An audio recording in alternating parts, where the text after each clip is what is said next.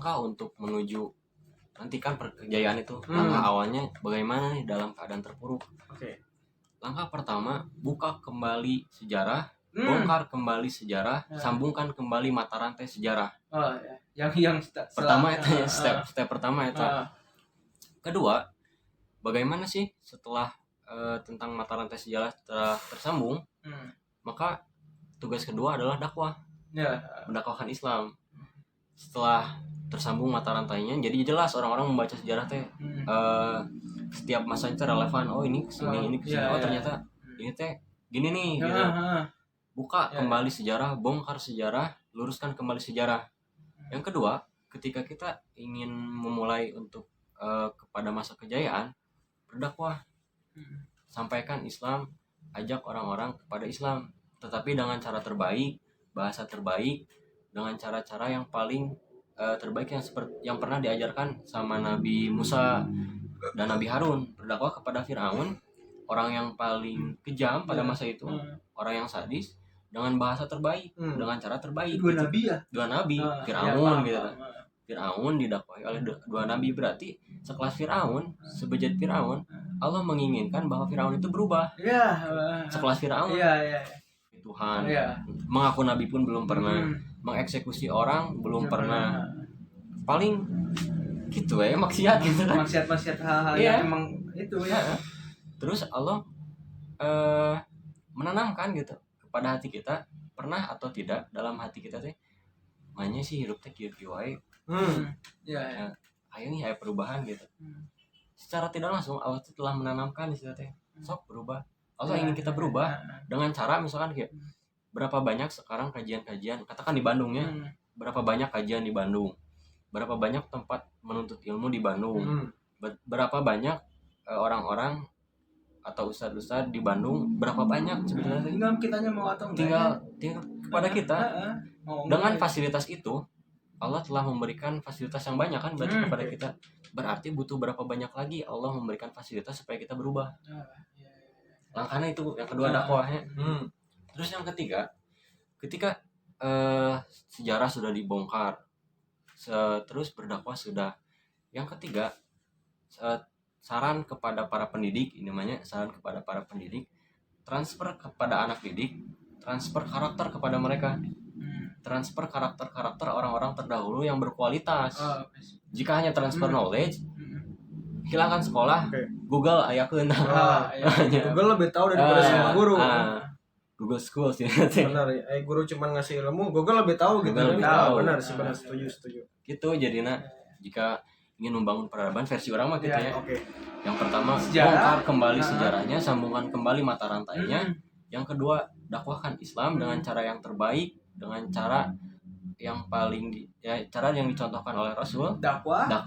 Yang ketiga tadi tentang transfer karakter, terutama untuk para pendidik, transfer karakter gitu kan. Sehingga dalam kan judulnya pendidikan, pendidikan bukan pengajaran. Beda. Nah, jika dididik berarti harus ada karakter yang menempel di mereka, karakter yang berkualitas tentunya kan gitu. Karakter yang berkualitas sehingga ketika mereka lulus, misalkan lulus kuliah, lulus dari SMA, lulus dari SMP, menjadi orang-orang yang berkualitas untuk meneruskan perjuangan bangsa dan negara. Terutama nanti mereka akan bermanfaat untuk keluarga dan agama. Tapi sorry dipotong, Bay. Tentang tadi sejarah, pertama sejarah, terus yang kedua dakwah, yang ketiga pendidikan, dibungkam gitu sekarang. Jadi upaya-upaya yang dilakukan antisipasi tadi selaras dengan pembungkaman dilakukan oleh pihak-pihak yang gitu. Menghancurkan Islam. Sejarah dibungkam. Banyak. Apa dakwah sebut radikal. Pendidikan ketika lihat agak melenceng radikal. Jadi ketika ingin bangkit ada gesekan pada saat itu. Bagus benar. Sebenarnya bagus. Seseorang dikatakan sehat karena ada orang sakit. Eksensinya di situ. Pembeda sebagai pembeda. Di stimulus di situ. ayo lebih gencar dakwahnya, lebih gencar dalam mempelajari ilmu sejarah, lebih gencar ketika pendidikan transfer of karakternya. Jadi ada stimulus di situ, ada pembeda. Dikatakan orang sehat karena ada orang sakit, dikatakan ada orang yang besar karena ada orang yang kecil, dikatakan seseorang itu misalkan bicara ras, orang itu berkulit hitam karena orang Afrika karena ada orang Cina yang berkulit kuning langsat, ya kan gitu. Matanya sipit karena ada orang yang bermata belok. Gitu kan. Ada orang yang botak karena ada orang yang berambut juga. Sinonimnya ada. Antonimnya. Antonim maksudnya. Jadi ketika bicara pasti selalu ada. Andai tidak ada gesekan sama sekali, itu rame bos. Rame gitu. Ya. Ketika ada gesekan enak. Gara-gara itu muncullah kata-kata toleransi. Jadi kan pemerintah mengajak kita berdamai dengan hal-hal yang gitu. Saya semua mengutip perkataan si Mahfud FD Cina kan. Dulu mah masih benar dia dulu. Dia bilang gini, iblis itu ditugasinya untuk menggoda. Saat dia menggoda, kita bukan diam dan berdamai, tapi kita harus melawan. Oh iya. Dia perkataan Pak Mahfud MD langsung ya.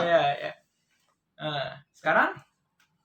Sekarang kita diajak berdamai untuk hal-hal yang buruk. Bicara tadi unik toleransi. Makanya toleransi. Menurut logika orang logika saya pribadi. Oke. Toleransi. Ketika Yogi masuk ke kantor telat 2 jam. Masuk jam 8 berarti masuk jam 11 atau 12. Jam 12. Di 11-an lah. Oke. Yogi masuk kantor jam 8 telat 1 jam. Masuk jam 9. Yogi, kenapa kamu telat masuk kantor? Misal, Pak, karena di jalan itu macet. Kenapa kamu berangkatnya tidak lebih awal? Saya udah mencoba, Pak, tapi kendaraan saya bermasalah. Misalkan, jadi saya harus membenarkan dulu kendaraan saya yang bermasalah sehingga saya bisa lanjut perjalanan ke kantor. Tetapi ketika perjalanan di kantor terjebak macet, Pak. Sehingga saya terlambat 1 jam menuju kantor. Oke. Berarti ketika Yogi masuk kerja jam 8, tapi Yogi tiba di kantor jam 9. Nah, ketika Yogi bilang, "Pak, saya telat karena alasan yang tadi." Pasti atasan, "Oke, saya beri toleransi." Oke, kutipan toleransi ya. Garis bawahi toleransi. Berarti yang dilakukan Yogi kesalahan bukan? Bukan. Kesalahan. Masuk telat. Telatnya Telat berarti. Garis bawahi kesalahan. Dari yang pertama bawah, toleransi. Yang pertama garis bawahi toleransi. Yang kedua, Yogi telat masuk ke kantor berarti sebuah kesalahan. Yang ditoleransi, dimaafkan berarti kan. Oke. Kata toleransi dalam beragama berarti mungkin secara logika orang, toleransi dalam beragama berarti membenarkan yang salah dengan hujah-hujah yang mungkin pernah dikemukakan orang-orang sebelum kita. Jadi bukan kebenaran tapi pembenaran yang menjadi sebuah toleransi. Simpelnya, lamun menurut orang, bahwa ketika kita beragama, berbangsa, bernegara, beda agama, beda suku, beda ras, beda segala macam, saling menghargai bukan toleransi. Jika menjunjung saling menghargainya tinggi, respectnya tinggi, semuanya akan sejahtera, semuanya akan berdamai. Kebesaran tentang peradaban akan cepat terwujud dengan saling menghargai bukan toleransi. Kurang tepat menurut orang. Dari digali secara diksi lah ya orang. Berpengaruh kita diksi berpengaruh besar. Makanya sekarang aneh gitu. Saat umat Islam mengatakan kafir pada yang di luar Islam, langsung mereka dicap kalian anti toleransi gitu. Padahal kan itu di agama kita jelasin itu kan konkret gitu kan. Allah langsung yang nurunin suratnya kan Al-Kafirun. Jadi kan dengan alasan-alasan kita berdamai, toleransi, kita tuh harus menyampingkan agama kita untuk menghargai orang itu. Berarti hawa nafsu dehnya. Nafsu. Iya benar-benar. Jadi simpelnya bukan toleransi tapi menjunjung tinggi saling menghargai. Benar. Jadi ketika saling menghargai, jika ada yang salah maka katakan itu salah. Jika benar, katakan itu benar. Jadi jelas antara hitam dan putihnya, jangan diam di tengah-tengah jadi abu-abu. Abu. Jadi nyambung tadinya deh. Jadi abu gosok. Tong tadinya. Bikinnya kuat lah. Abu gosok mah tukang ngagosokan bol pancin. Abu gosok katanya. Ketika digosok coba lagi.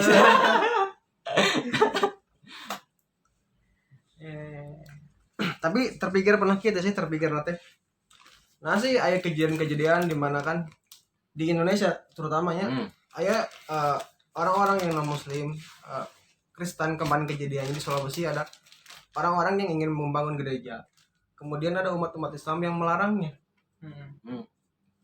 Menurut pandangan kalian itu gimana sih? Oke. Bersangkut paut berarti tentang pembangunan mah ayah kapasitas sedikit ya. Oke, kita ya. Oke, ketika ingin membangun sesuatu, baik kantor, baik tempat usaha, atau sampai pembangunan tempat ibadah misalkan, harus ada izin dari wilayah setempat dulu. Betul. Misal tidak diizinkan, mungkin karena ada masalah-masalah tertentu, masalah-masalah tertentu atau faktor-faktor tertentu tadi sehingga pembangunan pun tidak diizinkan. Nah, kalau misalkan tentang apa tadi pembangunan segala macam ada faktornya, ketika kita melihat fenomena yang terjadi misalkan kasus seperti tadi, jangan secepat mungkin menyimpulkan bahwa oh ini Islam intoleran. Tapi nggak tahu sebenarnya yang di lapangan seperti apa. Nah, makanya Allah mah adil, menciptakan pendengaran dan penglihatan supaya dipakai ketika melihat sesuatu. Coba dengar yang sebenarnya seperti apa. Tabayun lah ya, tabayun.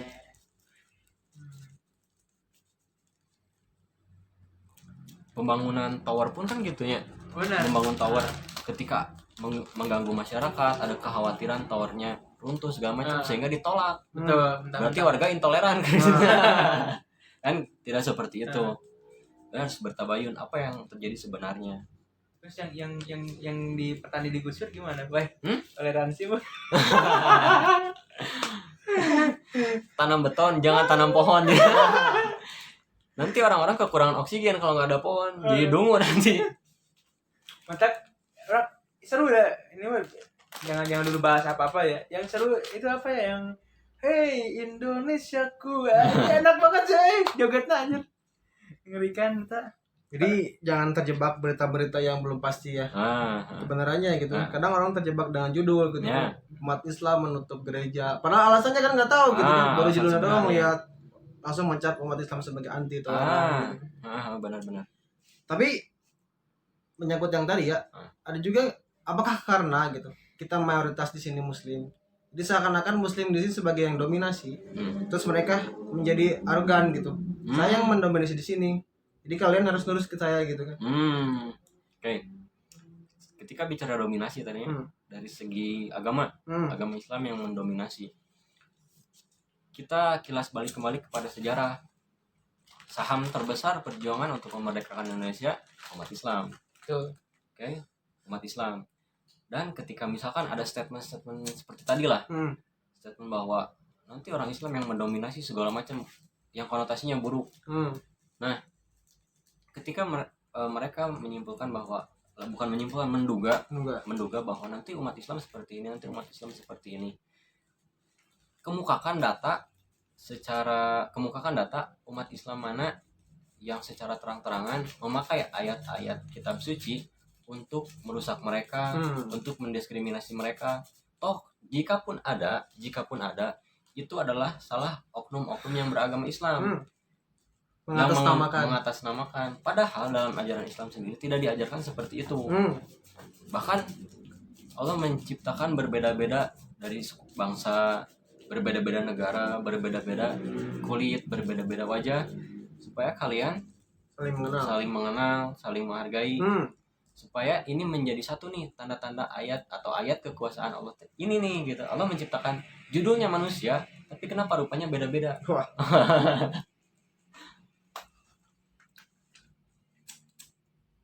Mungkin tadi kenalan gitu saya memberi pernyataan tadi karena gitu kan orang-orang Islam yang mendominasi, mereka ingin menegakkan sistem yang disebut khilafah. Orang-orang sekarang kan dicekokin, dicenayangin oleh para yang itulah gitu. Kaum elit disebutnya lah, kaum elit dan elot lah ya. Khilafah itu merusak negara gitu kan. Kita kan negara Pancasila, udah disepakati oleh semua ulama, pendiri bangsa gitu kan. Seakan-akan sistem Islam yang khilafah tadi itu tidak boleh ditegakkan gitu kan. Benar. Fenomena kayak gitulah ya. Tapi Tapi justru bingung ketika mendengar statement tadinya, ini negara Pancasila lah, negara banyak yang mengatakan ini negara Pancasila, ini negara demokrasi, ini negara hukum. Jadi negara yang sebenarnya negara apa? Bingung kan jadinya. Oke lah, di luar konteks itu bingung lah tentang itu malah. Jadi mengklaim negara Pancasila, mengatakan ideologi negara itu adalah Pancasila. Kan di lagunya pun Pancasila dasar negara. Kalau diganti enak ke Pancasila ideologi negara. Tengenah. Dari judulnya Panca ada 5, Sila adalah dasar. 5 dasar. Bukan ideologi. Bukan gitu kan, maksudnya teh kesepakatan yang jadi 5 dasar untuk menjadi dasar untuk bernegara tuh itu gitu kan. Tapi kebanyakan orang berideologi sebutnya ya. Ideologi. Apakah kurangnya paham sejarah atau gimana, Bay? Kadang-kadang ideologi enggak, awal mulanya Pancasila kan hanya untuk dasar negara gitu. Tapi di sekarang teh bahkan berita-berita, bahkan presenter tersebut ideologi lah itu. Ideologi Pancasila. Mungkin sebelum masuk ke ideologi ya, ada yang ditanyain gini. Kenapa sih orang-orang sekarang ketakutan dengan berdirinya khilafah sebagai sistem yang ingin tegakkan di Indonesia gitu? Kenapa ada ketakutan itu muncul gitu pada masyarakat? Sebetulnya syariat khilafah sama seperti syariat sholat. Kan sholat ada yang memimpin, ada yang dipimpin, yang namanya sholat berjamaah. Seperti yang kita lakukan tadi, sholat isya berjamaah kan, ada yang memimpin, ada yang dipimpin.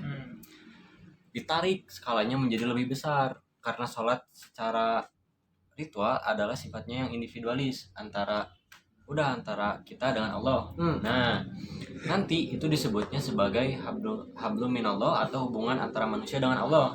Nanti ada juga hablum minanas, antara manusia dengan manusia. Ditariklah pondasi yang dasar dalam Islam adalah sholat, ditarik skalanya menjadi lebih besar dalam bernegara. Sehingga ketika bernegara, katakan tadi khilafah, sama syariatnya seperti syariat sholat, syariat zakat, itu adalah syariat Islam khilafah. Nah, berarti dalam konteks sistem sebagai sistem khilafah segala macam, yang diterapkan di sana bukan hukum manusia, bukan hukum orang Islam, toh sama sekali bukan hukum buatan Nabi Muhammad, tapi langsung aturannya gunakan hukum Allah, menggunakan cara seperti Nabi Muhammad. Caranya seperti cara Nabi Muhammad ketika memimpin di Madinah. Adil, terus mensejahterakan rakyat, segala apa yang ada di dalam negaranya dikuasai sepenuhnya oleh negara. Di Madinah kan gitu. Ketika baca Sirah Nabawiyah, ketika khilafah misalkan, kenapa sampai takut?